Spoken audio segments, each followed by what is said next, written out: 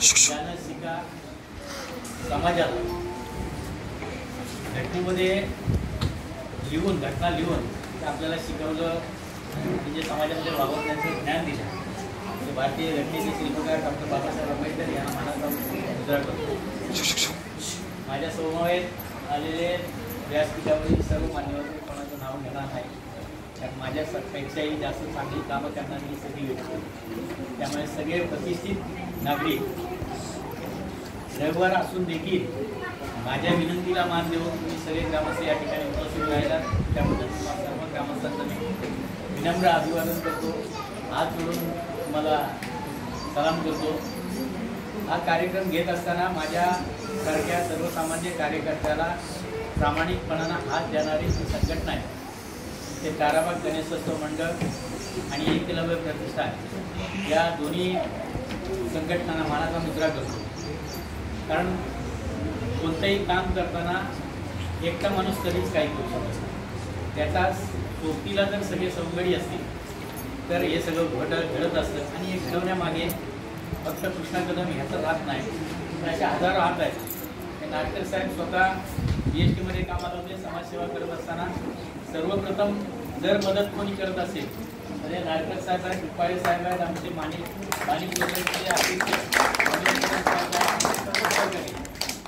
आणि आता माझ्या जोडीला आमचा पुतण्या काय त्याशिवाय गणेशोत्सव मंडळ आहे. आज जवळजवळ 13वी ते 14वी शाळा 3 दिवस. गेल्या शुक्रवारी आम्ही साताऱ्याला होतो, महाबळेश्वरला. तिथील लोकांची मागणी वाढली. आज कालपासून कोल्हापूरमध्ये आहे, उद्या मुंबईत आहे, गुरुवारी परत कराडला आहे, गुरुवारी पुण्याला आहे, शुक्रवार शनिवार वगैरे परत कोल्हापूर चालू. हे सगळं घडत असताना माझ्याबरोबर काम करणाऱ्या वैद्यकीय मदतकर्त्यातील हे 13 मुलं आहेत. जे 13 आमचे सभासद आहेत. साहेबांनी सांगितल्याप्रमाणे सगळं त्यांचं श्रेय आहे. माझं एकट्याचं याच्यामध्ये काहीच नाही. मी फक्त त्याचा सूत्रधार म्हणून मी ते माईकवर बोलतोय किंवा हार पुढे स्वीकारतो. पण खरा जर सत्कार कोणाचा करायचा असेल तर या सगळ्या संघटना या संघटनांचा आणि माझ्याबरोबर काम करणाऱ्या 1300 मुलांचा हा सत्कार. मी एक कर्णधार म्हणून आई बॅटिंग करतो, पण ताकद देण्याचं काम आणि ही शक्ती देण्याचं काम ही मंडळी सही करते. त्यामुळे त्या सगळ्या माझ्या 1300 मुलांना आणि वैद्यकीय मदत कक्षाच्या सर्व सदस्यांना बरोबर मी त्यांचं आभार मानेन तेवढं कमी आहे. आता या दोन्ही संघटना माझ्यासोबत काम करत आहेत. अजूनही काही संघटना आपल्यासोबत काम करणार आहेत. परवा साताऱ्यावरून येत असताना एका कोल्हापूरच्या फार मोठे राजकीय पुढारी आहेत, ते नाव सांगणार नाही, त्यांच्या बहिणीने एका मला फोन केला आणि त्यांचा वाढदिवस साजरा करायचा आहे. त्यांनी मला असंच सांगितलं, त्याचा एक पेशंट आपण घरात करून पाठवलेला बॉम्बे हॉस्पिटलला. त्यांनी सांगितलं की दादा मला तुमच्यासोबत काम करायचं आहे, मला कोकणात काम करायचं आहे आणि तुम्ही जे काम करताय त्याबद्दल मला तिथे येऊन काय करावं लागेल. माझ्या भावाच्या वाढदिवसासाठी तुम्हाला थोडंसं गिफ्ट द्यायचं. म्हटलं काही मी तसं गिफ्ट कोणाकडून घेत नाही, तुम्ही या स्वतः माझ्याबरोबर या, मी त्या विभागात तुम्हाला नाही जे काय द्यायचं आहे तुम्ही स्वतः येऊन द्या. मी आजही यांना सांगितलं ज्ञानदीपला किंवा मदत करत असताना तुम्ही तिथं येऊन द्याल तर ते आपण देतोय असं आपल्या लोकांना वाटेल.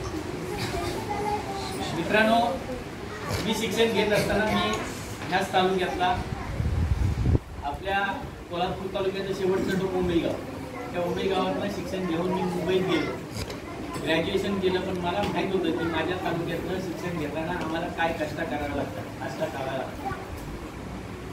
मदत करत असताना शिक्षण घेत असताना मदत करणारे भरपूर असतात, पण शिक्षण घेत असताना आता एका मुलाने 2 मुलांनी वेबसाईट तयार केली.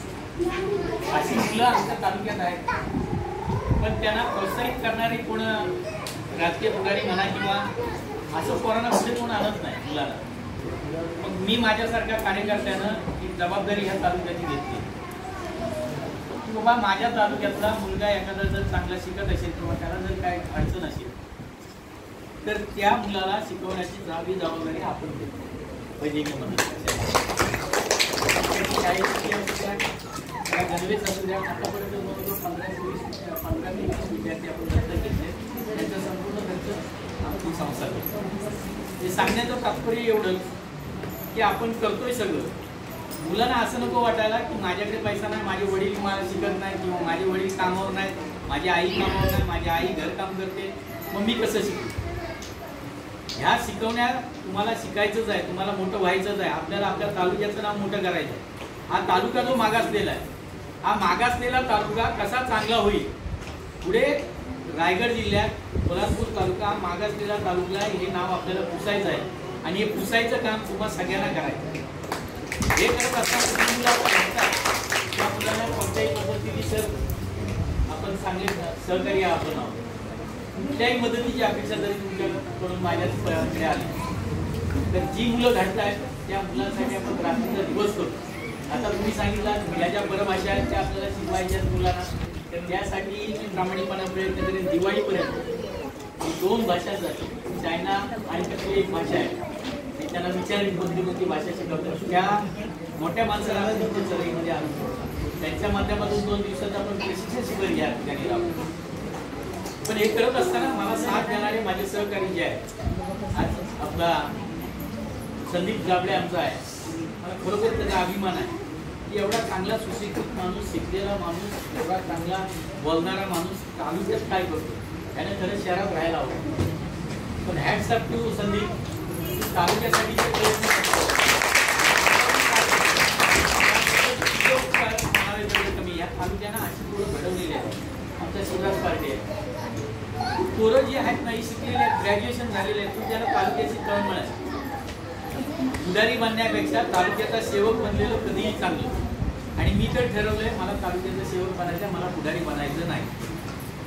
पुढारी बनण्यात आणि सेवा करण्यात जमीन आसमानाचा फरक आहे. आज मी तुमच्यात वावरतो, तुमच्याची सेवा करतोय, त्याच्यामध्ये मला जे सुख मिळतंय ना ते कुठच्याही राजकीय पुढाऱ्यांना मिळणार किंवा राजकीय नेत्यालाही मिळणार. नेत्याच्या मागे लोक धावतील, पण ही मुलं आहेत ही जी शिकून उद्या मोठं होतील किंवा ज्या मुलांसाठी आपण प्रयत्न करू ती मुलं उद्या मोठी झाल्यावर, ती शिकल्यावर जे आमची नावं काढणार आहे, त्याच्यामुळे जो आपल्याला सार्थ अभिमान वाटणार आहे किंवा हे करणार आहे, ते खरं श्रेय आहे. मी वैद्यकीय मदत कक्षाच्या माध्यमातून तुम्हाला एवढंच विनंती करेन, नारकर साहेबांनी सांगितल्याप्रमाणे आपल्याला कोणताही आजार, कोणत्याही कोणी महिलांसाठी मी विशेष करून सांगेल, आज महिलांची उपस्थिती जास्त आहे. महिलांचं आजाराचं प्रमाण आता दिवसेंदिवस वाढत चाललं. तर कोणत्याही तुम्हाला जर संदीप या ठिकाणी जर आपल्याला आरोग्य शिबिर राबवायचं असेल तरी सर आपण राबवू. ज्यामध्ये पण पेशंट आढळेल त्याचा संपूर्ण उपचार कसा मोफत होईल त्याच्यावर आपण प्रयत्न करू. महिलांसाठी जो आजार असेल दडवून बसू नका. जे काय छोटा आजार असेल तो मोठा होण्यापेक्षा छोटा असताना तुम्ही माझ्याशी संपर्क करा, तुमच्या मिस्टरांशी संपर्क करा, त्यांना मला फोन करायला सांगा. आपण चांगल्यातल्या चांगल्या दवाखान्यात नेऊन तुमचे उपचार मोफत करण्याची हमी मी तुम्हाला देतो. मला या ठिकाणी आपण जी संधी दिला, सेवा करण्याची संधी दिला, त्याबद्दल मी तुमच्या शाळेचं आणि या गावाचं आभार मानतो आणि माझं 2 शब्द संबोधतो. जय हिंद.